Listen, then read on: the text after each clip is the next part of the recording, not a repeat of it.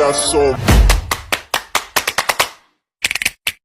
motherfucking design on right now. Bring it down, bring it down, make it clap. I got 3 old guys on the wall. Halo semuanya, perkenalkan nama saya Sabrina Naza dengan NIM akhir 147. Sebelum masuk ke pembahasan, saya akan menjelaskan terlebih dahulu mengenai inflasi.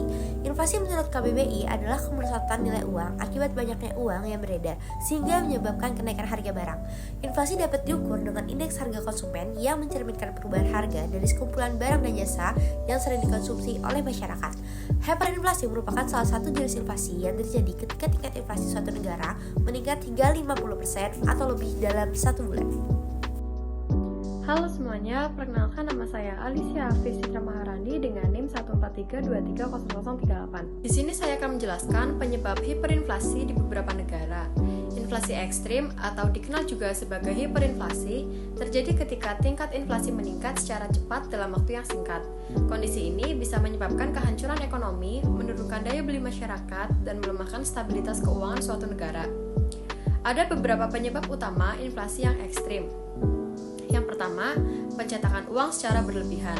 Ketika pemerintah mencetak terlalu banyak uang untuk membiayai defisit anggaran atau utang, suplai uang di pasar akan menjadi berlebihan. Akibatnya, nilai uang menurun drastis dan harga barang serta jasa meningkat secara tajam. Contohnya hiperinflasi di Jerman pada tahun 1920-an dan di Zimbabwe pada tahun 2000-an. Yang kedua, krisis kepercayaan terhadap mata uang. Jika masyarakat kehilangan kepercayaan pada mata uang suatu negara, mereka akan beralih ke aset lain, seperti emas atau mata uang asing, yang akan memperburuk devaluasi mata uang lokal. Nah, hal ini sering diperparah oleh instabilitas politik atau kebijakan ekonomi yang tidak konsisten. Yang selanjutnya, yang ketiga, ketergantungan pada impor. Ketika suatu negara sangat bergantung pada impor barang dan jasa, fluktuasi nilai tukar mata uang yang menyebabkan kenaikan harga barang impor secara drastis. Ini akan memperburuk inflasi, terutama jika mata uang lokal mengalami depresiasi yang tajam. Yang selanjutnya, yang keempat, krisis politik dan sosial.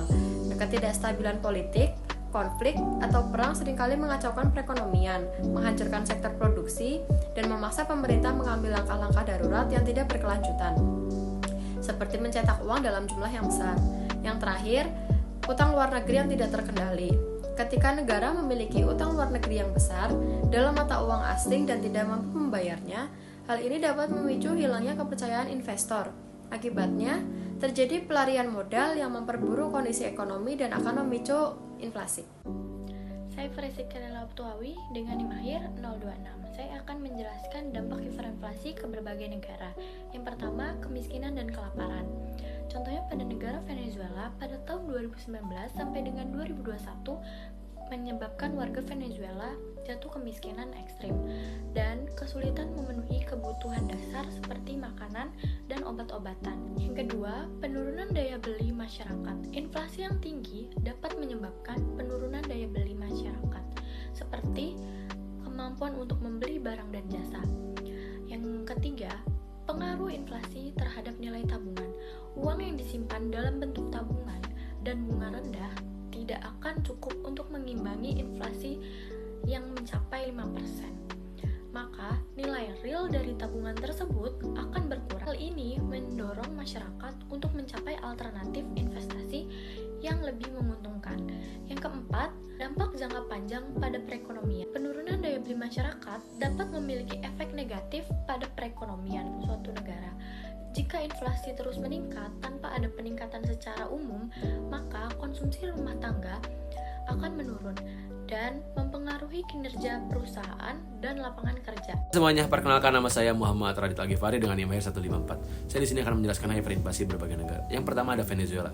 Krisis hyperinflasi di Venezuela terjadi pada tahun 2019 yang berawal dari kebijakan Presiden Nicolas Maduro yang meremehkan penggunaan cadangan devisa negara pada tahun 2016. Situasi terus memburuk ketika pemerintah merespon penurunan harga minyak pada tahun 2014 dengan mencetak uang secara massal pada tahun 2017 yang diikuti dengan redenominasi pada tahun 2018 yang berakibat inflasi di negara tersebut melonjak hingga 9.536% karena kombinasi pencetakan uang yang berlebihan, kegagalan kebijakan ekonomi, dan ketidakstabilan politik. Yang kedua, ada hyperinflasi di Indonesia. Hyperinflasi di Indonesia terjadi pada periode tahun 1959 sampai 1965 di bawah kepemimpinan Presiden Soekarno.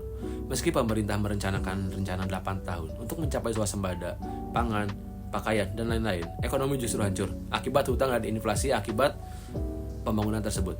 Hal ini tercermin dengan anjloknya pendapatan devisa negara di sektor perkebunan yang awalnya 442 juta dolar Amerika Serikat pada tahun 1998 turun menjadi 330 juta dolar Amerika Serikat pada tahun 1966. Inflasi ini mencapai lebih dari 100% per tahunnya karena pemerintah terus-menerus mencetak uang untuk membayar hutang dan mendanai proyek-proyek megah seperti pembangunan Monas, GBK, dan lain-lainnya. Dan negara terakhir ada Brazil.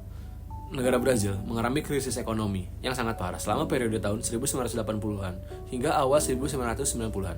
Negara ini menghadapi inflasi ratusan persen per tahunnya akibat dari defisit anggaran yang kronis, pencetakan uang yang berlebihan, dan ketidakstabilan ekonomi nasional. Meski pemerintah Brazil berulang kali mencoba berbagai rencana stabilisasi ekonomi, termasuk penerbitan mata uang baru dan pemotongan nol dari mata uang mereka, upaya tersebut hanya mengakibatkan solusi sementara. Puncaknya, krisis ekonomi terjadi pada tahun 1994 dengan tingkat inflasi tahunan mencapai 2000% per tahunnya yang mengakibatkan harga-harga barang berlipat ganda dalam hitungan minggu. Baik, kembali lagi dengan saya. Selanjutnya saya akan menjelaskan mengenai respon dan tindakan yang dilakukan oleh Bank Sentral melalui kebijakan moneter. Bank Sentral membuat berbagai cara atau kebijakan untuk menanggulangi hyperinflasi di berbagai negara. Kebijakan yang dibuat tergantung negara mana yang mengalami hyperinflasi dan bagaimana kondisi perdagangan. Yang pertama, mengubah mata uang suatu negara. Di Venezuela, pemerintah mengganti mata uang Bolivar Verde dengan Bolivar Soekarno pada tahun 2018 dan kemudian memperkenalkan Bolivar digital pada tahun 2021 dengan harapan terciptanya stabilisasi mata uang. Yang kedua, stabilisasi fiskal. Di negara seperti Argentina dan Brazil, mereka melakukan stabilisasi fiskal. Di Argentina, mereka membatasi pencetakan uang dan mengurangi defisit anggaran pemerintah. Sedangkan Brazil menerapkan plano real pada 1994 dengan membatasi pengeluaran pemerintah. Kemudian yang ketiga, kebijakan moneter ketat. Bank Sentral Indonesia dengan ditemani pemerintah melakukan beberapa kebijakan untuk menangani hyperinflasi karena jumlah uang beredar terlalu tinggi, seperti menaikkan suku bunga, membatasi pencetakan, melakukan sterilisasi rupiah, dan yang lainnya. Kemudian yang keempat, independensi Bank Sentral.